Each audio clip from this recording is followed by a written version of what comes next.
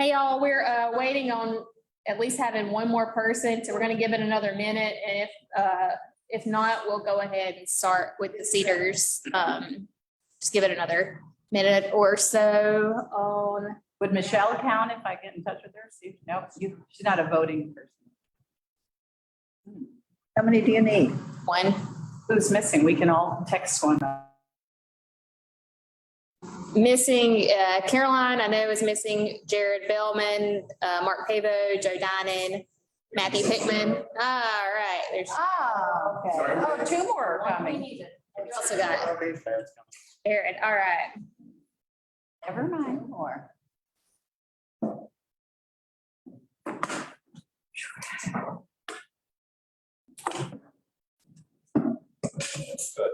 Well, without a chair or vice chair, I guess that's just gonna be me calling it to order. That's not coming either. I don't know where he is. Oh, now we have a bunch. Thanks, guys.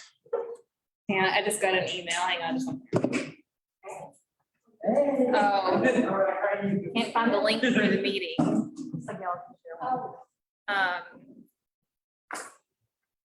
on just 1 second. I got somebody looking for a link.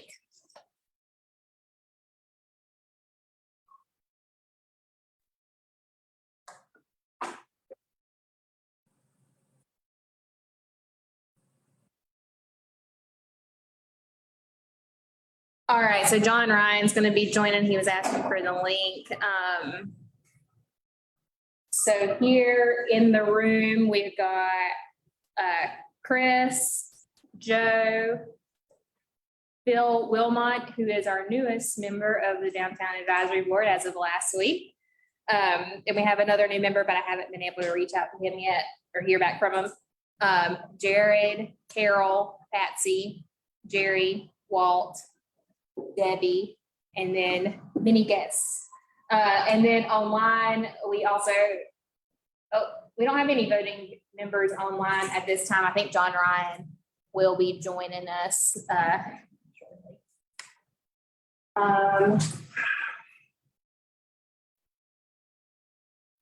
All right, so first,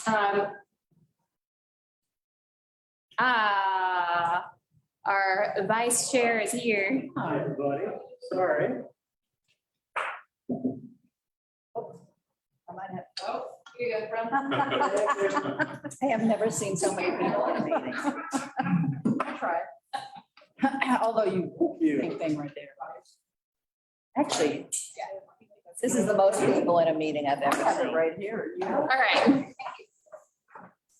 Okay, I mean, we've got a quorum. Matthew is also here. Okay. All right, Matthew. Oh. Thank you. Okay, next we got, So there's no chair here? no, Where's Carol? I thought she talked to you. Nobody's supposed to. Nobody talked to me. All right, the baker's gonna pretend to be the president. The chair. Have we called order? Yeah, We've called order.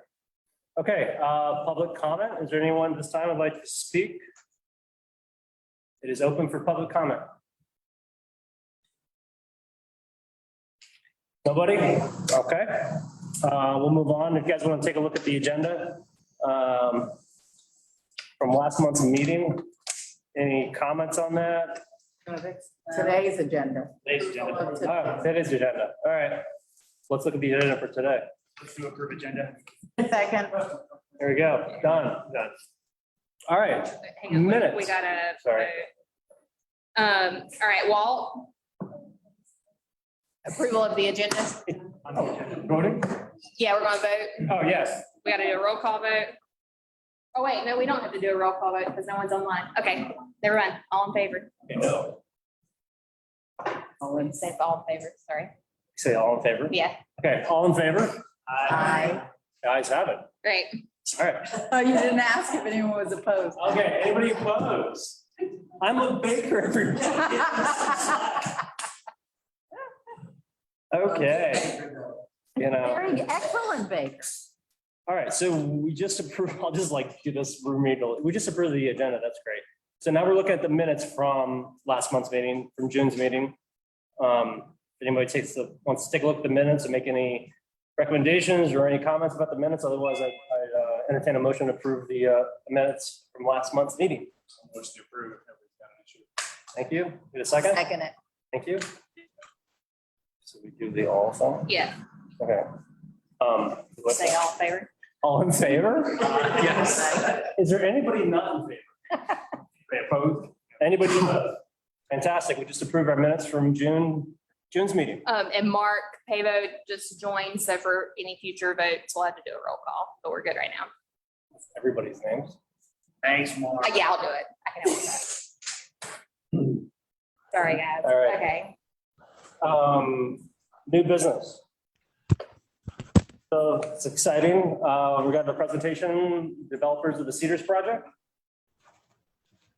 All right, so Mark Zilbert and the folks with the Cedars are here today. We had talked with them a while ago about coming and speaking about the project. And part of the reason why we want to talk about that with related to downtown history for some of our new folks is the whole talk about a downtown hotel really started with this group of people before I was around. But before a lot of people were around, but it really did initiate here from this group from years ago when probably 5 or 6 plus years ago. A hotel project was discussed and the city had done a feasibility study in order to determine a downtown hotel. It was initially going to be on the Dogwood lot, and then because of the market demand, we had multiple hotels that came. And so then the Dogwood lot was decided that let's wait and see what happens with these other hotels. And so I've invited them here today to come and just give a little bit of an overview on their project, and then just answer any questions that folks have. And Mark, I'll give you my seat so you can be right by the microphone. So my name is Mark Zilbert, and I'm the Director of Sales for the Fairmont Residences at the Cedars. With us today, we have Greg Coven, who's the developer, Amy Shipman, who's helping me with sales, and Elizabeth Wilson, who is our office manager as well. We're going to make this very brief. There's a lot of content, but very basically, we decided that after sort of years of planning, the hotel market in this area was kind of primed for something that really would lift up downtown Hendersonville to a new level, meaning draw more visitors, draw more residences. And we came up with this particular project, which is 130 units, and it will be managed and operated by Fairmont Hotels, which is one of the greatest 5-star hotel brands in the world.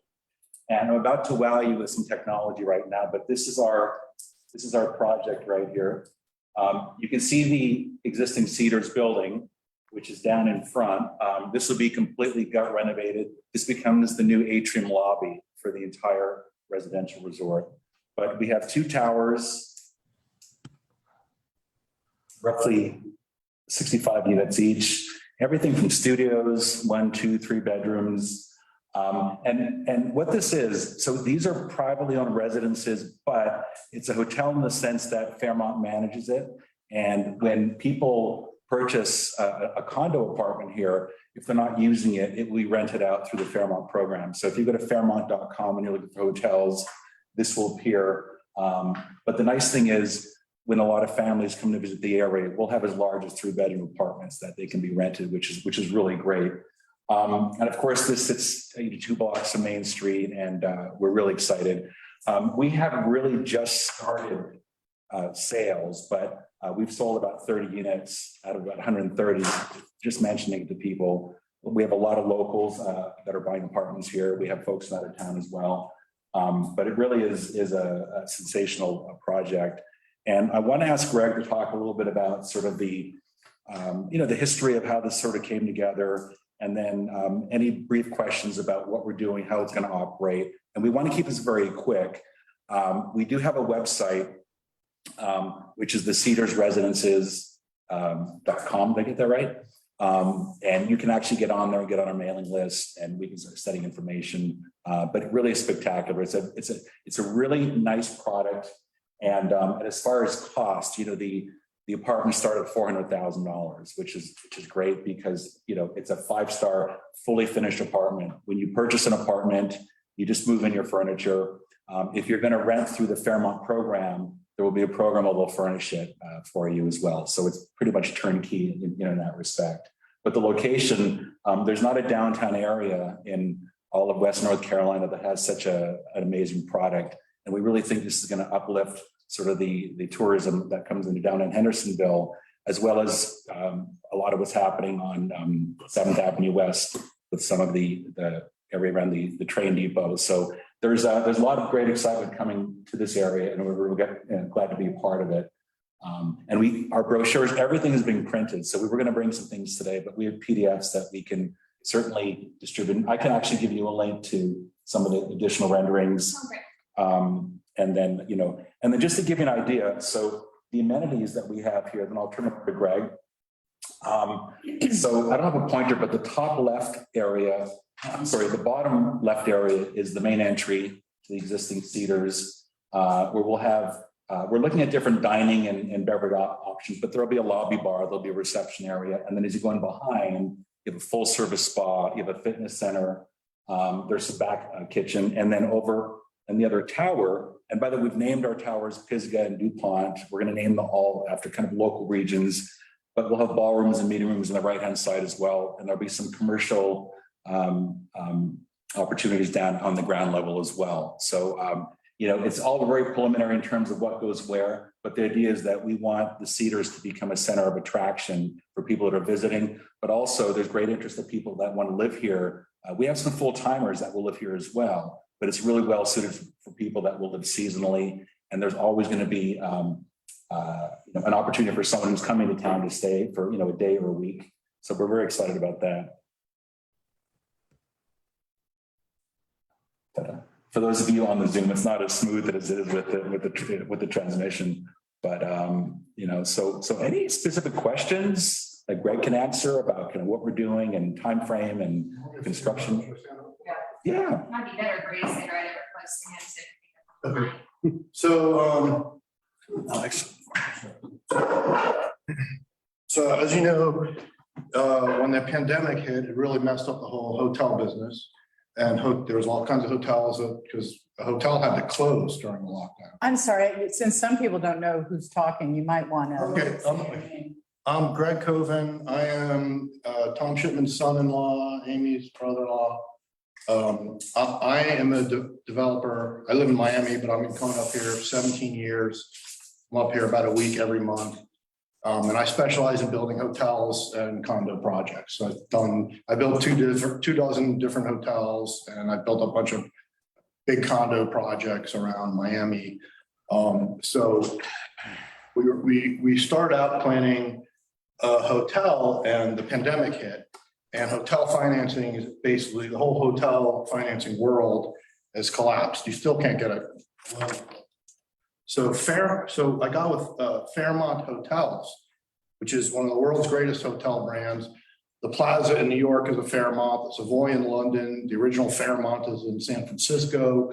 They have 80 Fairmonts around the world. Fairmont is owned by Accor, which is like the third largest hotel company in the world. They own SLS, Sofitel, Novotel, 5,000 hotels around the world. So Fairmont has basically come up with a product where we sell the apartments, but our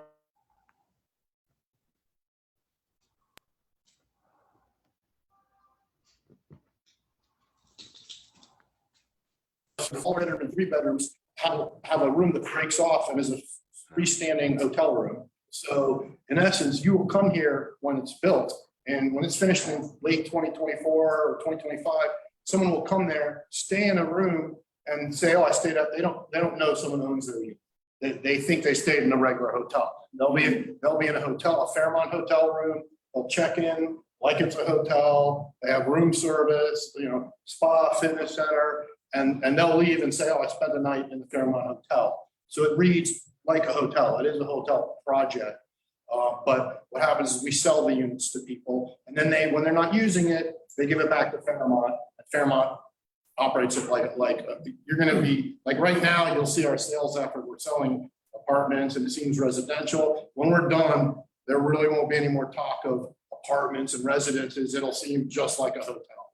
And that's the way to get hotels financed nowadays. And that's the way all the big developers are doing these projects. Four Seasons is doing it. Ritz-Carlton's is doing it. We ended up choosing Fairmont because the first Fairmont in San Francisco was built by the daughter of the Pacific Railway guy, and the Cedars was built at the exact same time by the wife of the Southern Railway guy. So it's just like meant to be. And Fairmont is a great store for historic buildings. As you know, the Cedars is on National Register of Historic Places.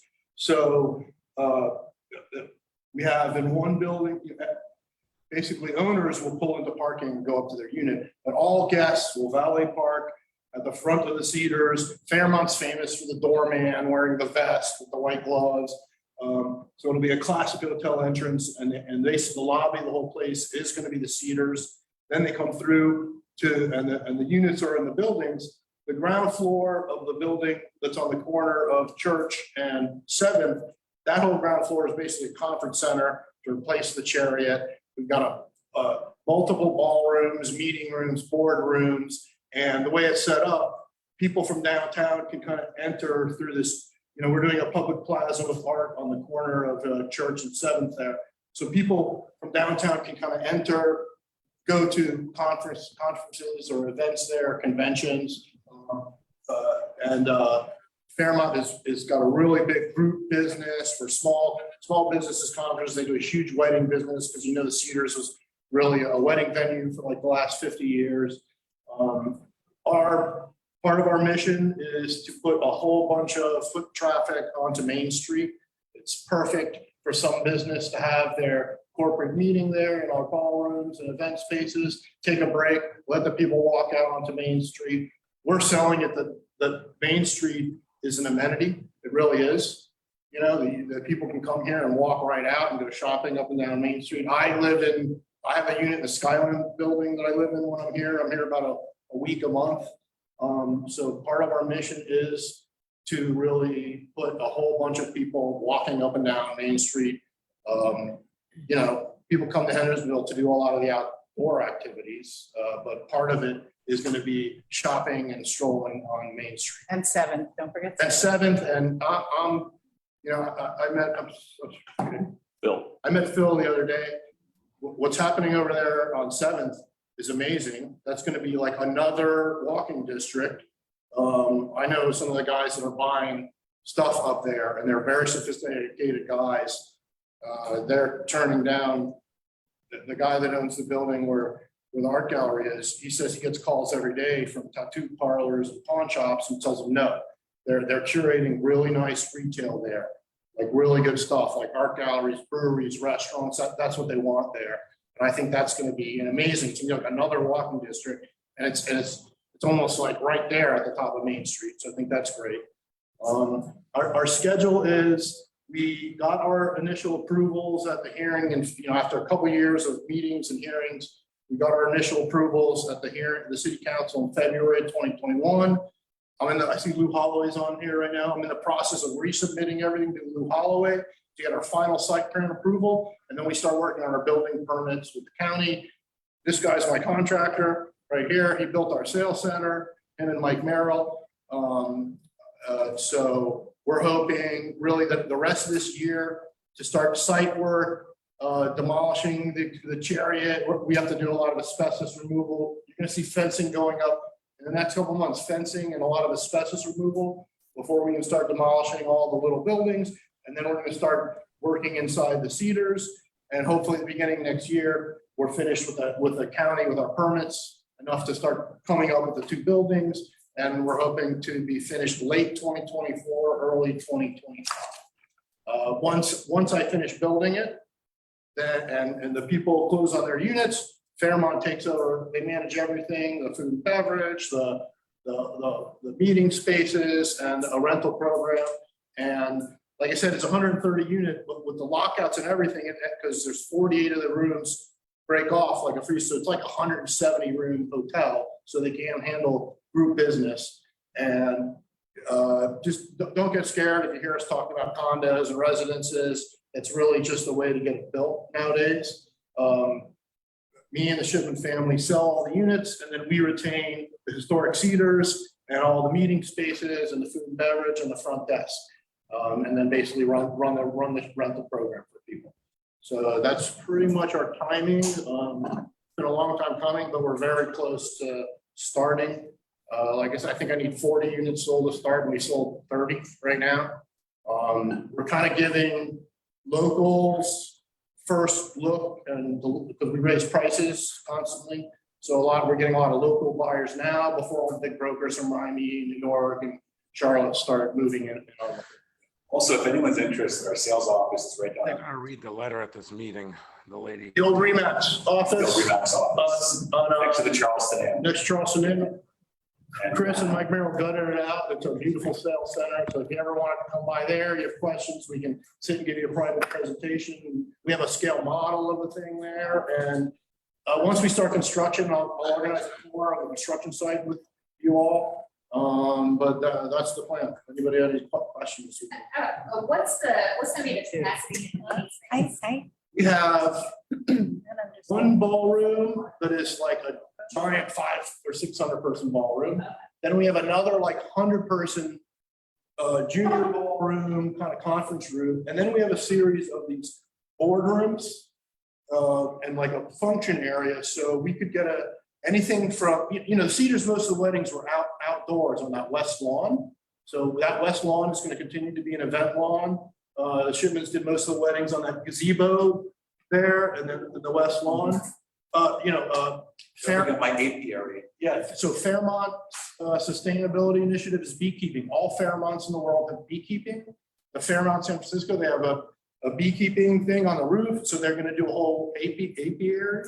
And they're excited that this is like actually there's a lot of beekeeping in Hendersonville, so I think there's going to be a lot of synergy with that. They give like, when you go to a Fairmont, you get the little honey that's made in their apiary. So I think it's just the whole Fairmont historic luxury theme. The beekeeping really goes with the area. We're pretty excited about it. So in the conference center, you'll have weddings, but it's also set up that you can have like small conventions. They'll do, back in the day, they would have a wedding in the Cedars and a conference in the Chariot at the same time.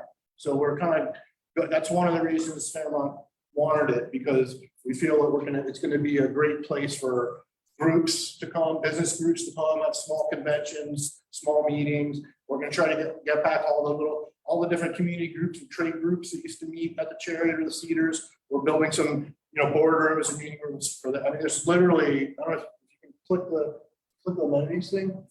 You can see that it's covered by the thing, but that whole thing on the right side is ballroom. Another meeting, yeah, it's blocked by the thing with the names, but it's a strip of ballrooms and almost like a convention hall type thing where people have display their wares. So I think it's going to be a very attractive. If I was going to have a convention for my business, I'd rather do it here than Asheville. Put your 200 people to leave on a break in Asheville, maybe half of them don't come back. Here, I think you could have a lunch break at your meeting and people will walk to Main Street. Everyone will make it back because it's so contained and tight here. So that's the entire ground floor of the building on the right side is basically a big conference center with a separate entrance from the corner of Church and 7th. So we're excited. We think it's going to bring a lot of basically business groups and business meetings there. I have a question. I'm trying to get the concept. You have an apartment, and then you said you have a break-off hotel. So the two bedroom unit, it looks like a normal 2-bedroom apartment, but it's kind of like 2 masters because the rooms are so big. Yeah. So what happens is when you get to the back of the second bedroom, there's another door there with a room number. One on the left. So your 2-bedroom breaks off into become a one bedroom unit and a freestanding hotel room. We don't sell those separately, like you buy the two bedroom. Right. But you can, when you're not using it, this would rent as two units. This could rent out nightly. And basically you would come and stay in the lockout. And it's just you ever go to a hotel room and there's a door, connecting door. You would think that you stayed in a Fairmont hotel for 2 days and left, and you have no idea that we sold this unit to somebody. That's basically, it's just a mechanism. Fine. They used to call it condo hotel back in the day, but the condo hotel word we don't really use anymore. We call it branded residences. But it's basically, we're basically selling the units to people. They give it back to Fairmont, and Fairmont rents it out like a hotel. And you started 400,000 for Our a studios studio. are in around 400,000. I know you got up to 3.8 million. Yeah, we have a couple really expensive penthouses that are comparable to, having a big house here. That's a lot for here. Yeah, well, there's, this guy just built a $10 million house for himself.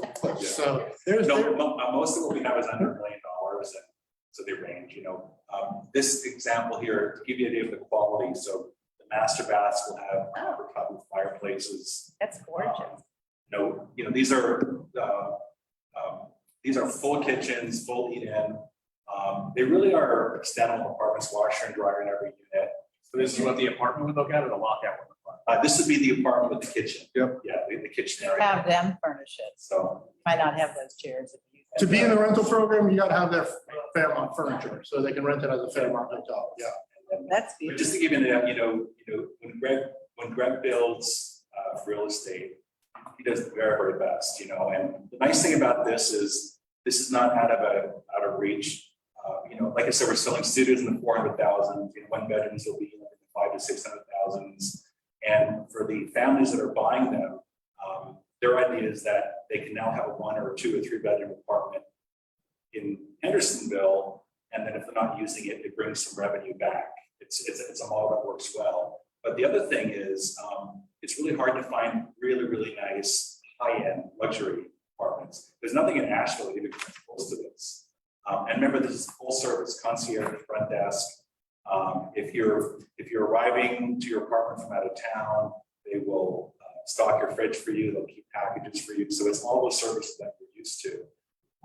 And the maintenance fees are very inexpensive. They're roughly about $1 per square foot, which is really good for a condo. What's the square footage of the studio? It's going to be 5 in the 500s. per square foot. Fairmont hotel rooms are larger than normal hotel rooms. They have to be 14 wide instead of 12. They have to have a double sink. But even the 3-bedroom basically breaks off and becomes a 2-bedroom and a hotel room. That's a big. Do you have any idea of the percentage of units you anticipate having rented out on the regular? I think we have a few primary residents that are like empty nesters who have sold locals have sold their house. Very few. But the market here is second, third home. People, we've been selling like crazy to parents of Blue Star, kids that go to the camps here. And now we have a lot of Blue Star parents. I'm from South Florida. I built David Beckham's apartment in Miami, and a lot of the celebrities bought apartments from me in Miami. I just finished that big tower across from where the arena where the Heat play. So I have a following of buyers. We have a lot of buyers from Naples also, because Sotheby's, Amy's an agent at Sotheby's in Asheville. We're going to try to open a Sotheby's office here also. So Sotheby's Nashville is owned by Sotheby's Naples. There's a connection between Hendersonville and South Florida. There always has been. That's always has been We have forever. buyers from Connecticut, New York, a lot of South Florida buyers. But we're gonna have a small percentage of, I'd say, primary residences, but I would expect that there's 100, 120 rooms all the time in this. I mean, And then the vast majority of people who we're speaking to who are buying units, they're doing it because of the Fairmont rental program. That's key for them because they want to manage properly. And the idea is that, let's say they use it for a month, or however, they use it. Once they leave, they know it's taken care of. And the nice thing is when your property is managed, if there's any damage, it's all taken care of by the manager. It's really worry free. It's a model that's worked very well in Miami. We don't see a lot of it here, but we think it works well because it allows you to have a great apartment and just not have to worry about it. Do this in Park City and it's really Mhm. successful. Yeah, Greg. So pedestrian ingress egress is gonna be as important for you as it is for Main Street and Seventh? So I'm redoing the sidewalks on Yep. Church and Seventh are a mess right now. We're gonna completely redo those sidewalks. We're doing a big plaza with art on the corner with steps. I've been working with Lou Holloway on exactly that, on planters and the whole pedestrian experience. That whole corner there is basically the entrance where it's pointing at Main Street, see? So people can just come up those stairs and go into the conference center with a whole patio out there. It's basically made to be oriented right into downtown and Main Street. What's Hendersonville said as far as getting it down to our area, our effective area, as well as Main Street? I mean, this, you're still a block and a half, 2 blocks away. So we. That's not a safe right now. It's not a safe area for pedestrians, very congested. So, you know, I'd be interested in what both parties are going to do to get Flow, that pedestrian. that pedestrian traffic more fluid and accessible. Yeah, I agree. So it's basically the whole block we own. We also have the Audubell car wash. Audubell will go away later next year because they want to put the money into their Spartanburg store. So the Audubell is going to be parking, and then we also have the whole lot that goes through to Main Street. So that's going to be parking. So we're going to have a whole pedestrian thing that you can get from Main Street safely to walk through. I'll work with Lou to make some improvements to the crosswalks there is what I think we need to do.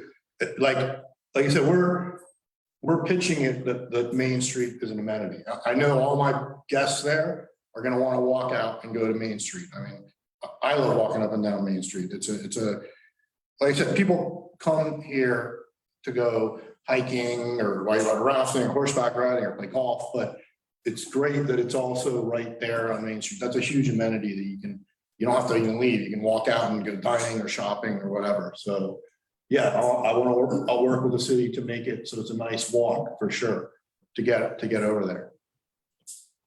You mentioned. Hey, guys, I'd like to say something. This is Mark Pavo. I get your pitch on the whole place. I think a lot of our concerns with the traffic and the pedestrians and the sidewalks. Yeah, we do all have businesses, a lot of us on Main Street, but you know, we also have children that go to school at the high school. There are kids that go to Immaculata. There are 3 churches in that area. Sundays, weekdays, traffic on that road is already a mess. What is the plan, not only with you guys, but with the city as well, that's going to, I mean, we live in it. A lot of us come from big cities, Miami, Boston, New York, LA, and we come here because we like the feel of Hendersonville. And when we have a hotel like this, I've also been in the hotel industry. I worked for the Ritz-Carlton for many years, and we have something like this, which is a beautiful property, but it's going to seriously alter the feel of that entire area, which in my opinion is pretty core to our city with our high school being there. Like I said, there is an elementary school and churches as well. So with that in retrospect, not just trying to throw the pitch of getting people to Main Street, what is your guys' take or your view as well as the city on how we're going to deal with that exact previous question of pedestrians getting across the street, dealing with the traffic? I mean, if we have a 150 plus room hotel, we all know Thursday, Friday, you guys are going to be busy. Monday, Tuesday, you guys are going to be busy. And that is also when those roads are busy with a lot of our local traffic and our local people trying to get to the schools and such. So Lou Holloway and the city council had me do a very extensive traffic study. And that Church Street is DOT, that's a state road. So they're requiring us to make all types of improvements, like a right-hand turn lane, sidewalk improvements. They'll make us pay into a fund where they improve the lights. We can't block traffic, so I have to pull in all my garbage, truck deliveries and everything have to pull in to like, it's called a throat, so they're not blocked. You can see the whole front on 7th. We have a huge valet staging lane on our property where people come in and see, so if we have an event, we're looking not to have cars lined up. I mean, a huge part of my approvals was the whole traffic engineer and traffic study. And like I said, not only the city gave me comments, but I have to get a whole permit from DOT, and they're making me make all types of improvements to church. And I'd say Lou might want to chime in on anything that the city's working on as far as pedestrian. You there, Lou? Yeah, y'all hear me? All right. Yeah, we can hear you. Okay. So for a project like this, as Greg has noted, a traffic impact analysis does go along with the approval process. And so the TIA was done back and reviewed as a part of the approval. And Greg was referencing some of the improvements that the individual project is required to make. The other thing I would note, there's kind of two things occurring right now that may impact this area and certainly will impact pedestrian access and pedestrian experience in the city more generally. The first is that DOT a little while back completed a pedestrian safety review of basically just the most difficult or challenging locations in the city as it relates to pedestrian safety. And that was done by NCDOT. And we've been talking with DOT lately about the opportunities for making some of those improvements. And so a couple of things that are kind of in the pipeline that will be happening, one of which is installing leading pedestrian intervals at our various intersections. The leading pedestrian interval is when the pedestrian light turns before the vehicular light turns, with the idea that pedestrians can get into the intersection, make themselves visible before cars are given a green light. So there's work to be done or will be done if we can get the funding to do that at 33 intersections around the central business district. And then the second project is looking at, and this is mixing in a little bit with the 7th Avenue streetscape, but looking at the US 64 7th Avenue at North Grove and 7th Avenue intersection and how the lanes work there. And then there's a couple of other locations along 64 that are a little bit further out of town where they're looking at pedestrian improvements. So that's the first thing. The second thing is that we're currently doing an updated pedestrian plan. The last one we did, I'm not sure how long ago it was, but you all may have seen some flyers for that. But the last one we did, following the pedestrian plan, that the city actually did a bond, sidewalk bond. And it was about a year or two ago that we completed all of the sidewalks that have been a part of that bond and been a part of that original plan. And that plan is currently being revised. And so there'll be recommendations for additional sidewalk and pedestrian improvements that come out of that. There are a couple of other sort of smaller things that don't necessarily impact the connection. Part of this question was specifically as it relates to connecting this to 7th. But those are two sort of main things where we're working with DOT, and that's important because 6th and 7th and Church and King and are all US 25, US 64 routes. So they're all NCDOT roads in this area, which means that anything that we do with them, is going to go through the DOT process. So that's kind of the little bit of an update of what's going on and from a larger perspective as it relates to pedestrian connectivity and pedestrian access around town. We do have quite a few other things on our agenda, so if there's any other, Can I give one little quick? Yeah. Put one little seed. I've been coming here 17 years. I see downtown Hendersonville getting better and better and better. You know, there's always ups and downs, but it's gonna grow. It's gonna get better and better. And you don't need to do it today, but I guarantee you within the next 5 years, there's two things that you guys are gonna need that all the other entertainment districts around the country are doing. One is private security guards. Having a private security company, having 1 or 2 private security guards walking up and down your entertainment district. All of the big entertainment districts around the country are doing it. I understand it costs money. We can't afford it today, but it's something we're gonna eventually have to have. The other thing is a serious camera system up and down Main Street with cameras on at the top of all these roofs, and either the police monitor it, you have a private company monitor it. You're gonna have to do it guaranteed sooner than later. Just think, it's probably gonna be you guys pushing it. So as we grow, keep that in mind. We will need that. That's what will protect Hendersonville from anything crazy happening. I think just real quick before you go, and I think Joe was about to bring it up, something I want to know also, the parking situation. Like if that thing's completely full, do you have a built-in like underground parking structure? So there's underground parking under the units. Okay. And the Auto Bell. We have 200 something parking spaces. So there's parking underneath the buildings, and then the Auto Bell is parking, and we have the entire lot all the way from Church through to Main Street. It's not just the Remax thing. It goes all that whole L-shaped thing, everything but the Bank of America. We also own the whole other side of the block. We're gonna do off-site parking.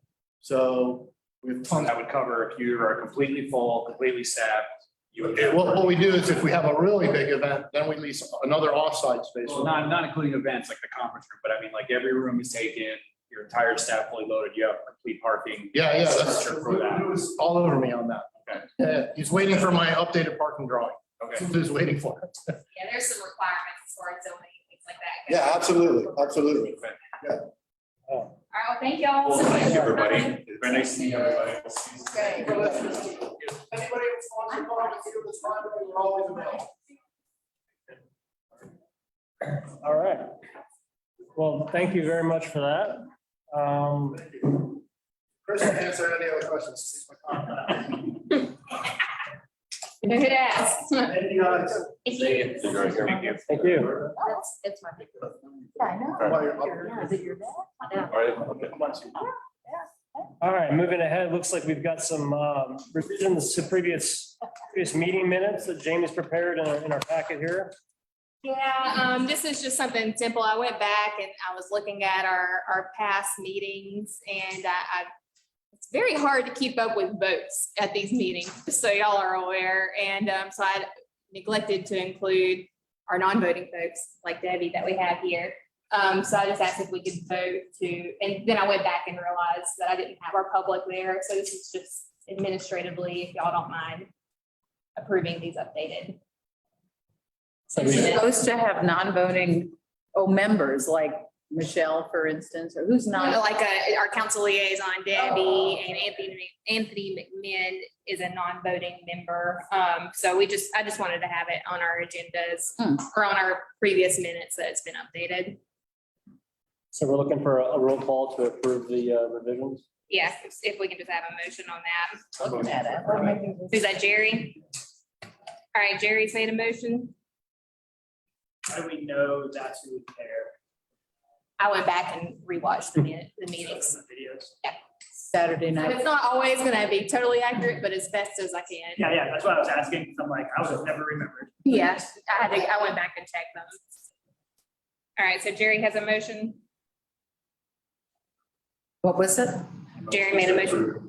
Oh, Yeah, amended. you said it so quiet. My ears were going. I'll second. Okay. Give me to do this roll call. Okay, Committee? yeah, I can do it, I can do it. or if you can read my writing. Yeah, all right. We're gonna go around the room, everybody. Walt? Yes. Patsy? Yes. Jerry? Yes. Candy? Carol. Carol. Yes. Carol, also known as Candy. Phil? Yes. Chris? Jared? Yes. Joe? Yes. Matthew, I do approve. And then Mark and John are on the, And Mark Pavo? Yes. Thank you. And John? Yes. Thank you. Motion is approved. great, thank you. All right. So then on our agenda, I've got the Seventh Avenue branding schedule. So we've got this all finalized on August 9th, which is when we would have our board meeting. We're still gonna have our board meeting at the regular time, but it's gonna be at the Operations Center. So what's gonna happen is Arnett Muldrow, who we selected to facilitate the Seventh Avenue branding, will be there all day on August 9th, 10th and 11th, and August 9th will be a full day of roundtable meetings. The meetings will be at the depot for business and property owners at 1 and at 2:15. And then we'll move to the Ops Center for our Downtown Advisory Board, and then for residents in Green Meadows and in and around 7th Avenue. And then at 7 will be a public meeting for anyone who wants to come and give their input on it. So then we've got a steering committee that's made up, I've got the names there of business owners, property owners, residents, and a couple other extra folks who are good advisors, like Michelle Owens with the TDA. When you say residents, is it just someone right near this Yeah. avenue? So no other Henderson County, just residents? You just want. For the business? roundtable, we want it to be specifically for there, because then we'll have the public meeting for anybody that in or around anywhere who can come for that at 7 on that day. So anyway, just save that date for next time we meet, August 9th. Same time, just different location for the advisory board. And instead of having a regular meeting, it will be focused on this. Okay? Any questions Is on? the entire day open to the public or all of them or everybody?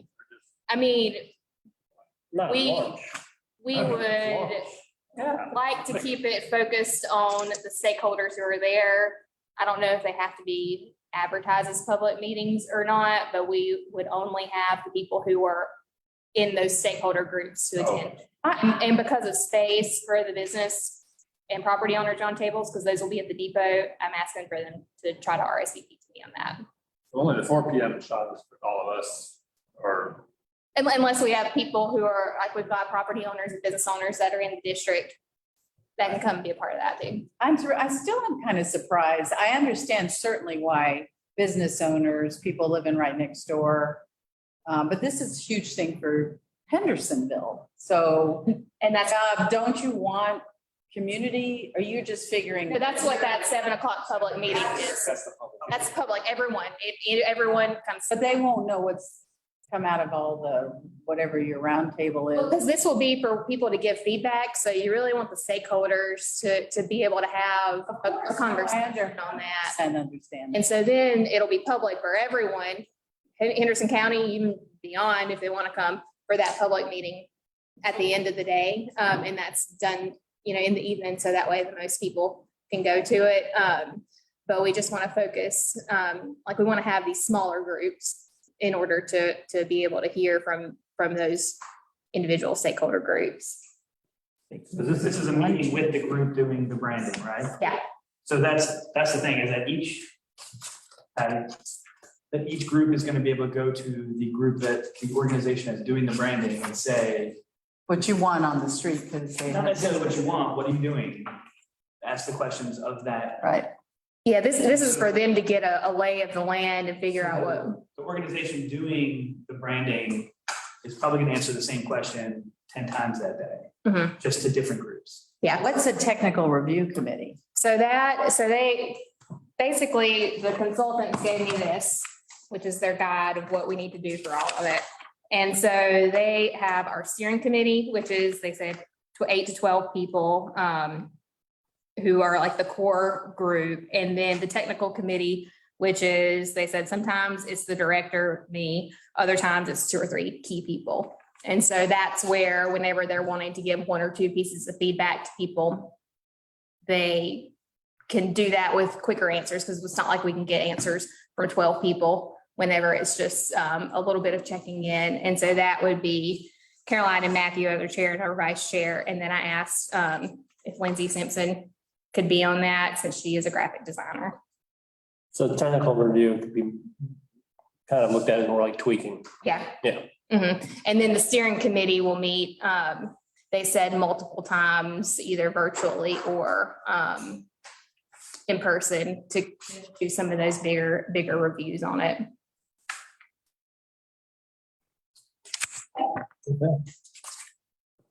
All right. Sidewalk dining. So I just kind of wanted to go through sidewalk dining. So just this past couple of weeks, or past month or 2, I've been renewing our sidewalk dining permits. As a part of that, I have pointed out for businesses that are not compliant with our sidewalk dining ordinance. And so with that being pointed out, we've had some folks who've had some valid reasons for not wanting to follow what's in the ordinance. So real briefly, for the folks who haven't been here as a part of it, I'm going to go through kind of the history of how we got here.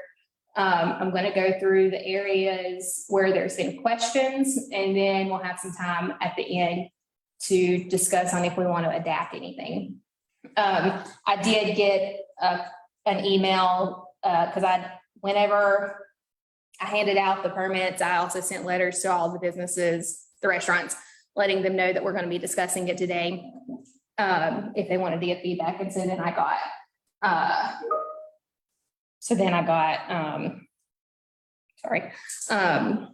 an email from one of them, so I'll read that. Okay.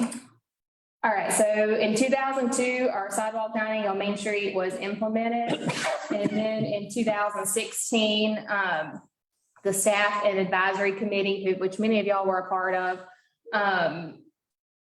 had about almost a 2-year-long process of updating the sidewalk dining ordinance in 2016 to 2018. And this included changes to the fee structure. It was previously a flat rate of $35, and then they wanted it to be more equitable, so they made it square footage, and it's 50 cents a square foot.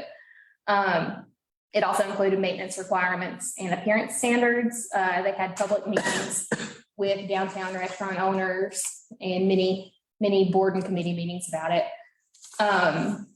In 2018, in February 2018, it was adopted, and there was a phased approach for allowing businesses to apply, but I couldn't find what exactly that was. Needless to say, that's been 4 years, so it wasn't that long of a phased approach. But 2020 happened, and we relaxed a lot of our sidewalk dining rules because we just wanted businesses to be able to do whatever they needed to do to survive.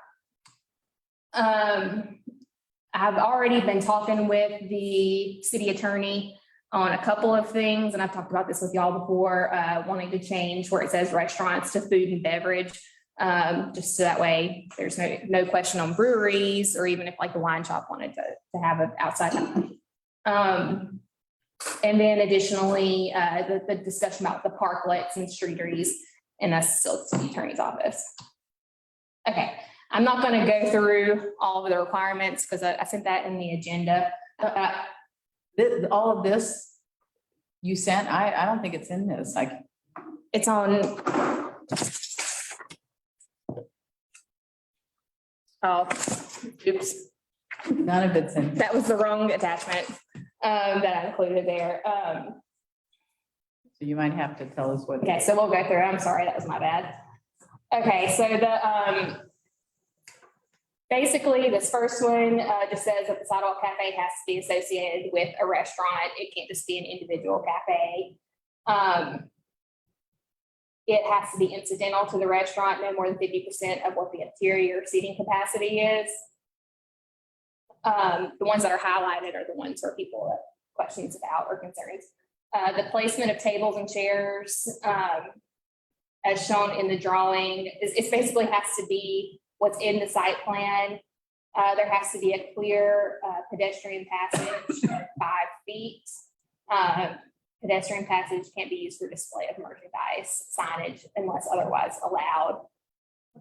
That's usually between the entrance to the actual restaurant and the seating. Yeah. Yeah. Okay. The restaurant has to basically, this is basically saying that the sidewalk, the dining has to be in front of the restaurant. There is an allowance for 8 feet on either side if they have permission from the property owner. Just basically saying they can't just be put in another place that's not in front of their business. The tables, chairs, and other furnishings shall not be anchored, and it should be street furniture that is easily movable. Cafe furnishings other than tables, chairs, trash receptacles, and umbrellas that are not approved for use in the sidewalk cafe. Furnishings must be constructed of metal, which is aluminum, steel, wrought iron, etc. Umbrellas must be made with outdoor fabric and free of logos. Is furnishing like, for instance, the metal garden planters are? That's going to be coming next. Because I mean, seems like a good thing to Yeah.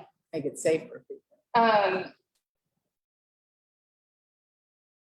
So this one is saying that it can't alter the street that's currently there, can't encroach on street or sidewalk that's not associated with the restaurant.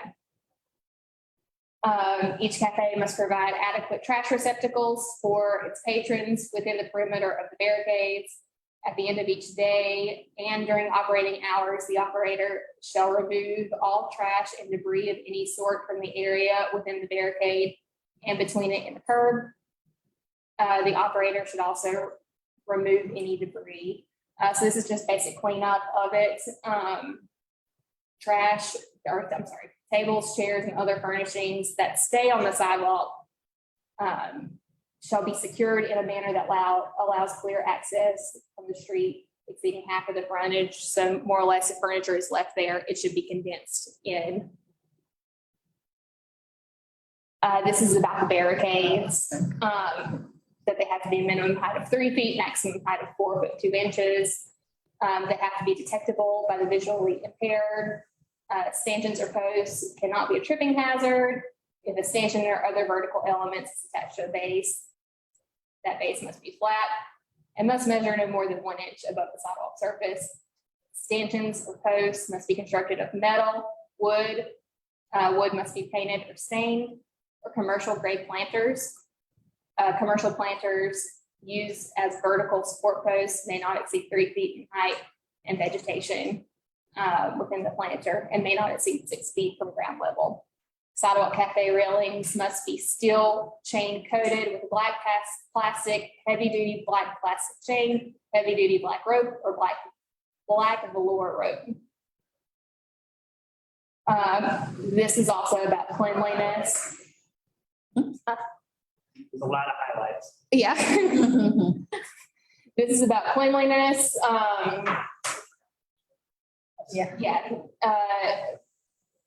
They must be cleaned and maintained at all times.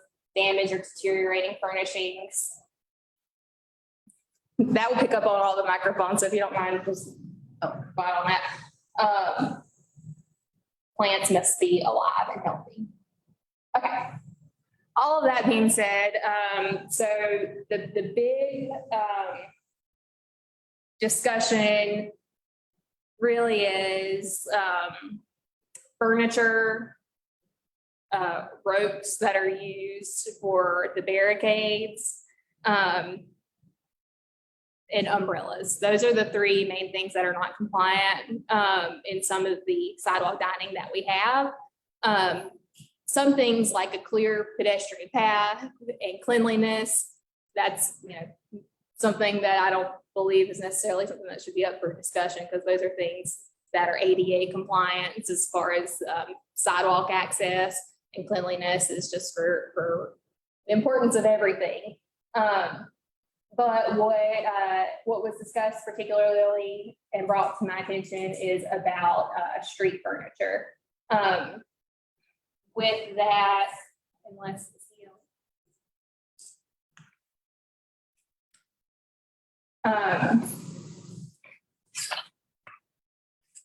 I know, and I guess I'll just open it up, especially if anybody who was a part of this before had any conversation that you want to. So the highlighting parts is the new stuff. No, there is no new, this is That's all what it was. The highlighted were where Jamie got pushback or discussion about that section that needs to be discussed. So it's still not been changed. It's There just. has been no changes. That's what we did in 2016 and 17. Wow. And I so believe tonight, that Carol and I, because that was when Maine and 7th were separate, I believe Carol and I were the only ones that were around when that I happened. think that so. Caroline came in on the end of that. Yeah, she did. and I think Michelle was a part of it. I think Michelle was. so tonight, So tonight, we're not gonna have any kind of votes or anything, but we need to talk about if this is something that we're wanting to further discuss, if there's things that we do want to change with it. So because that was part of putting it all together, there was a lot of work and effort and discussion that went into it then. I think those minutes should be pulled and that should be looked at because you all sit on this board now. I hope 5 years from now, we don't reverse everything you guys did hard work on this wasn't like a 2-meeting discussion. This was a 2-year discussion with the restaurant owners coming and talking with us and giving their opinions and us having open discussion. And it wasn't, none of this was made lightly. And so I really like, I don't see anything on there like logo umbrellas. I remember that conversation. I don't want to have that conversation again 5 years later. I mean, not having logo. umbrella. Not having logos on umbrellas. And part of that's because I have All Choice Insurance. Should I be able to put a flag out my window and say All Choice Insurance here, like the restaurant can? And those conversations happened. And I spent 45 minutes of my life having them then. I don't want to spend 45 minutes of my life having them again. So I really think those minutes should be brought up and distributed. I think that I would urge you as board members that to trust the board that was in place then. Many of us are still on the board now, have conversations with us. I get it. 2020 happened, things have changed. Not that much has changed with what I saw on that list. 90% of it was ADA and compliance and city stuff that has to be followed. The logo umbrellas was part of the signage that the city has rules and regulations anyway. I'm getting into all this because I want you to know that I hope 5 years from now, people respect what you did now. I'm hoping now you respect what Carol and It's myself. all the same as we did back then. And so, Well, and I certainly understand exactly where you're coming from. It would be lovely to be able to, because we haven't even read this except for reading this to us because inadvertently it wasn't in our packet, but yeah, it would certainly. and I would help. love to know what exactly is being pushed back on. Yeah, that. Here, let me, so Furniture. Can I ask Jamie? Not reading into this, trying not to read into this, but I'm getting a sense that there's a pushback for cost of furnishings. And they want to put, somebody wants to put logos out there to advertise their stuff. yeah, I think part of what it is I don't think that much was ever enforced, partly because it was going to phase into it and then COVID happened. The umbrellas are something, it's the Pepsi umbrellas that they get for free. So it's definitely a cost associated with it. I would say that another thing that we did as far as our economic vitality team is we got a grant or we did our pivot grants, which were $2,500 grants for businesses to get furniture that's in compliance. And that was given information out to all of our downtown restaurants, specifically those that weren't in compliance. But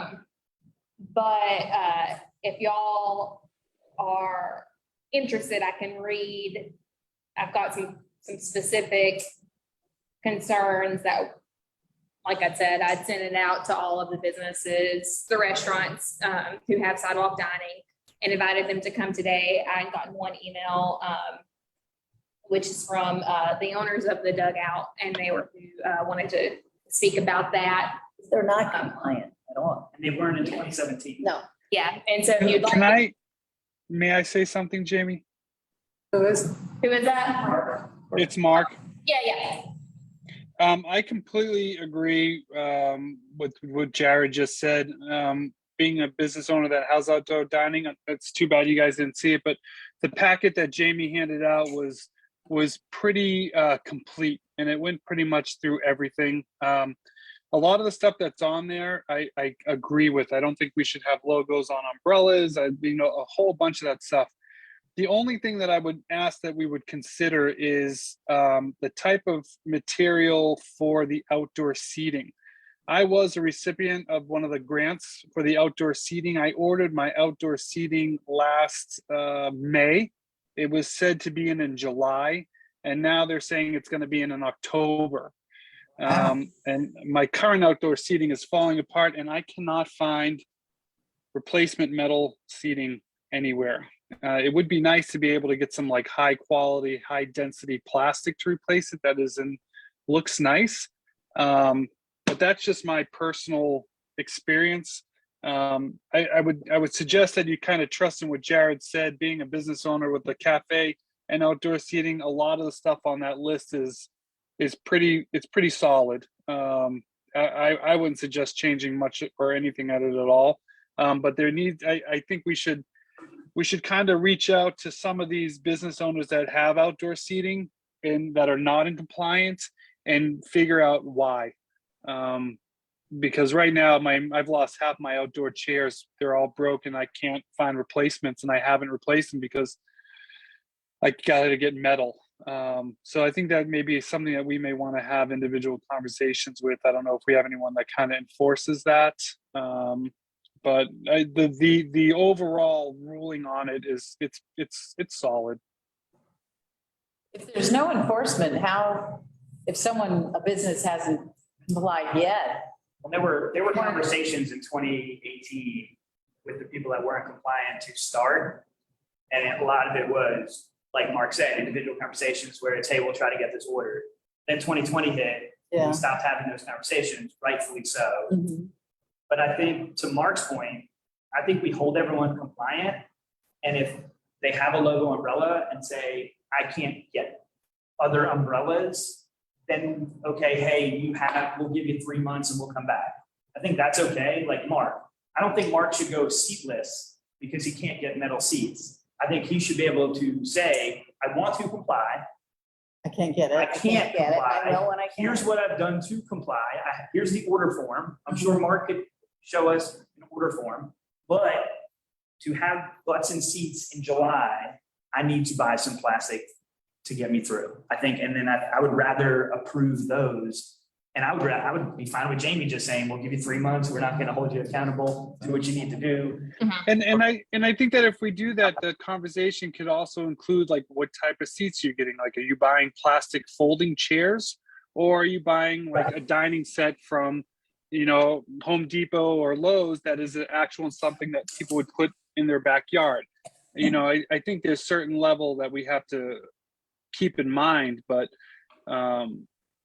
yeah, that's a good point, Jared, to have, like, if you show that you bought umbrellas. I mean, I just bought $3,000 worth of umbrellas, and 3 out of 4 broke. I had to send them all back. Now I have no umbrellas. So, I mean, it's wild out there right now with some of this stuff. I think grace, instead of rewriting the rules, should be where we're at right now. Yeah, I mean, as long as. What was the word you said? Grace. Grace. As long as they're proving that, They're like what doing Mark's it. doing is like, I have a paper trail showing, look, I did it. Right. It's not showing up. But if you have other places that are literally not doing anything, And they but maybe- still complaining, that's a whole different scenario. Yeah. Yeah. If one does it, everybody has to do it. It's not fair. And that's where the conversation kind of started, was that, so last year, so 2020, we didn't enforce it. We just wanted people to be able to do. 2021, when I send out the letters for the renewals, I also include a packet that says this is allowed, this is not allowed. And also the ordinance that says what's allowed. And so then this year, I pointed out the ones that were not compliant. Because just like you're saying, if it's in the rules, we either need to enforce it with, fair understanding. I don't want anybody to lose their dining, but also it's not always fair for the folks who are following everything. And it's a look thing. I mean, when you drive down Main Street, you know who's not compliant. We all know Mountain Deli is compliant. Yeah. Because that corner looks nice. Yeah. We all know Mark is compliant because that looks nice. We know. Yeah, we know who's doing it and who's not doing it. Right. We know the dugout is not compliant because you drive by and you see a Pepsi. And I do think I need to get new. I don't think my garden boxes are compliant. I was going to ask you about that, Jamie. Yeah, I don't think they're commercial. That and then the ropes is another thing on that. And I will say that I did not, whenever we renewed the applications, I did not do the umbrellas just because that just seems like a cost thing. That's an important thing for businesses to be able to have their sidewalk dining. But then when I resent out the letters with their renewed permits, but I pointed out where they were missing things. So essentially they still have more time because they haven't gotten anything that says that they have to remove. The dugout has. Have to have umbrellas. No, they just can't have logo umbrellas in the ordinance. I did tell Brian with the dugout that I would read his email here. So I just want to respect that since I asked them to come and participate. And they just aren't able to come because of staffing. So they just don't understand some of the restrictions. We've been told that our picnic tables are not acceptable. From what we understand, wooden planter boxes are acceptable as long as they are kept in good condition. Wise wooden table viewed differently.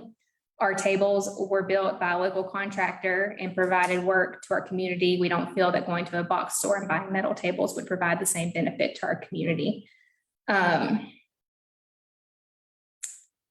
The color of any robe or chain that provides the outside dining barrier is very restrictive. We've noticed Renzo's use a red velvet robe. Renzo appears to be trying to portray a higher end dining experience. Exterior looks wonderful. Why is that not allowed? There is a restriction about umbrellas with logos on them. There are already ALE laws in place that restrict alcohol related logos. The only logo would be Pepsi or Coke. There are Coke murals all over downtown. Is a Coke or Pepsi umbrella offensive in some way? We constantly replace umbrellas due to normal wear and tear. Receiving these from our vendor is a money-saving opportunity. Appreciate the opportunity to consider our thoughts. None of them seem outrageous in any way. They sometimes don't seem consistent with what's in the best interest of our restaurant. And they apologize for not being able to be here today. So anyway, I wanted to just read that. What I'm hearing from y'all pretty across the board seems to be that No good picnic. with what is there. Everybody can have picnic tables. Everybody can say, well, they do it. So I When can do Hubba it. Hubba wanted to have wooden, nice, beautiful made barrier to make it look their theme. We said no, because we don't want Yeah. wooden gates on. Wooden ballers or planters are allowed. Right, they wanted like.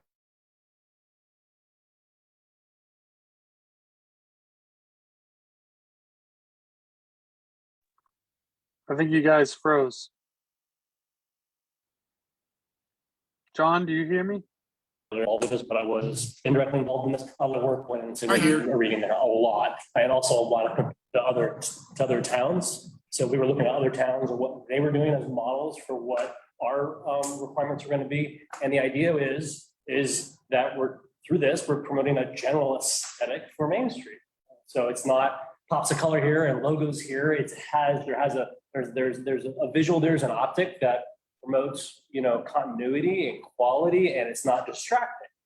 You're not distracted by all these things. So that's why the color of the ropes was included in there. No logos on umbrellas.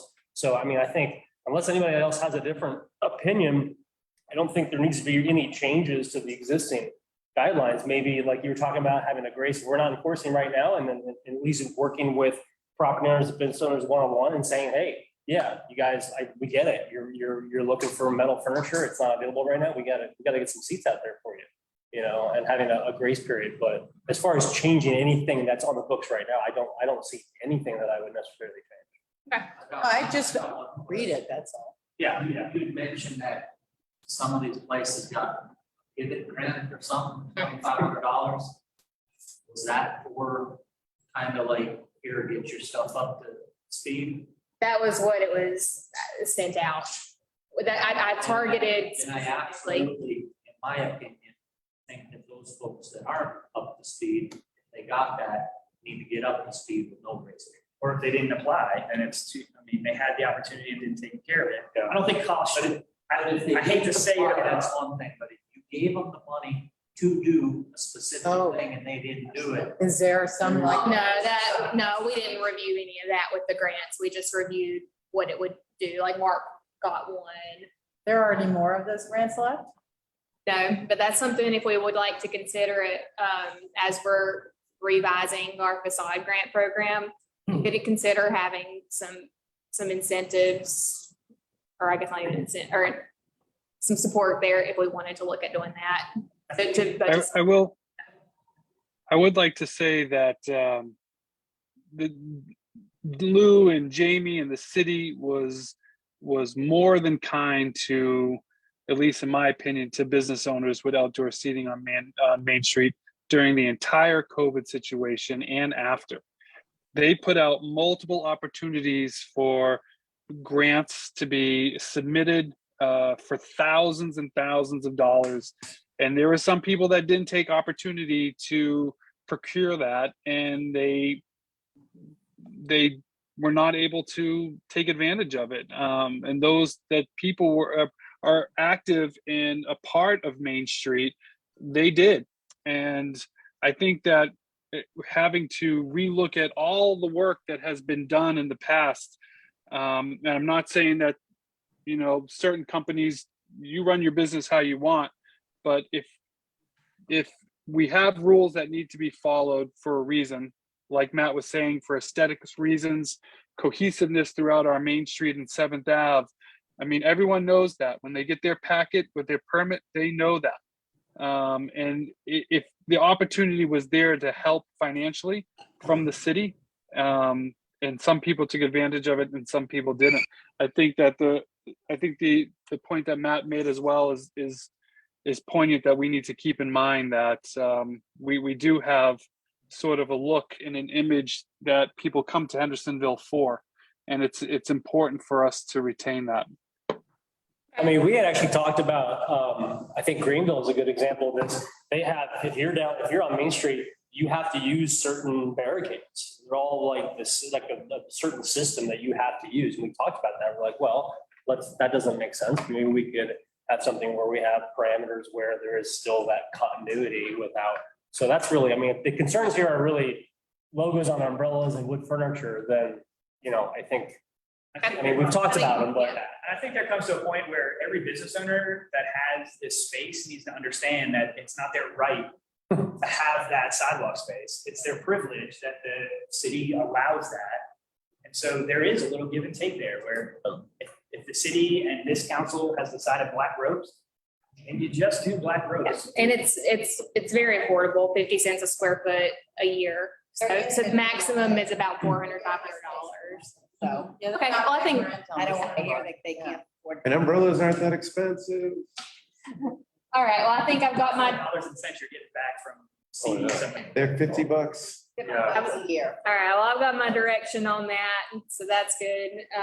So we can move on from that, and so I just I'm have going to share that for those of us that haven't, sidewalk ordinance. yeah, Yeah, I can share that. whatever. Also, our code of ordinances are also on the website, but I do have one question though. Like, I totally understand the picnic table thing though, but in my mind, is Shine also using like really high-end wooden furniture, and is there a line there? there's metal.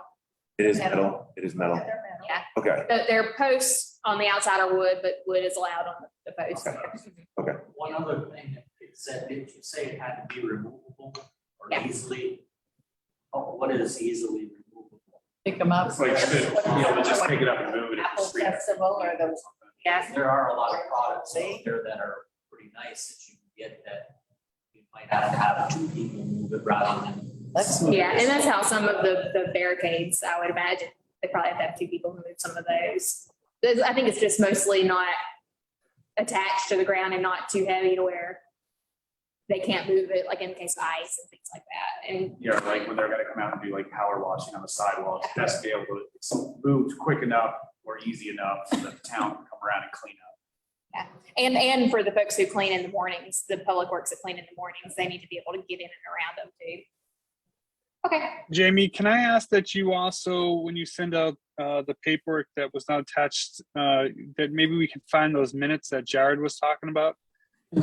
Yeah, I looked back through and I've got. That'd be I good. It'd found be it. nice because as a new member of this board, I mean, I've only been on it for a couple of years. There's a lot of stuff that we do discuss that has already been kind of discussed, and it'd be good to kind of have a history of what we've Yeah. already kind of gone through. Yeah, I can get our downtown minutes.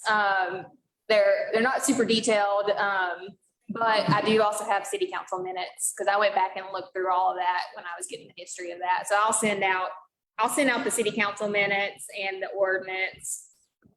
Jamie's gonna be looking for minutes that I wrote, which are the worst kind of minutes. This is Lou.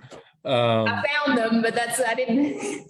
I stuck mostly to action items back then, especially for the subcommittees. Yeah. Discuss Is sidewalks. that what he'd say? But You know, is you want it, if there's one person complaining about everything everybody's done for the last couple of years, one person don't make Yeah. it worth changing the rules. Let's just move on, make them enforce it, because of it. That's just my 2 cents. It's the ordinance. Oh, okay. Brian was actually who sent me the email. Brian, there's not any restriction on colors of the umbrellas. It's just that they have to be solid colors It's on just that. the type of, Sorry, Brian, I would have had you speak, but I didn't realize you were on there. But, all right, we want to move on though, because we're let's quitting time. Are we okay with moving on? Yep. Chair. There's no more discussion about that. We'll go down to downtown team update. Okay, I'll just be super quick, just so that way y'all know what we've got going on. Parking. Across the street, you will soon see a garage. It is going, it's going to come up fast. It's going, because they'll be bringing in pieces at a time. So it's going to look like a completed garage probably before September. And so then they'll be doing all the interior work. So no one will be able to park there until probably about January. That's still the slated start time.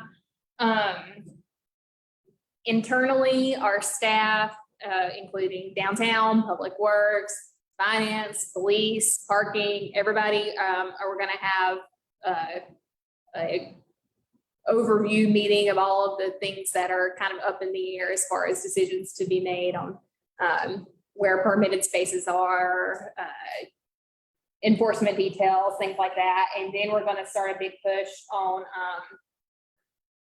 towards the end of the summer, at the end of Rhythm and Brews and with the farmers market, on pushing people to download the Park Mobile app. So we'll have a lot of different promotions and ways for people, if they download the app at an event, they might get like $5 free parking or something like that, just because we really want to get people to download the app more than anything, because that's going to be the easiest way for folks to park.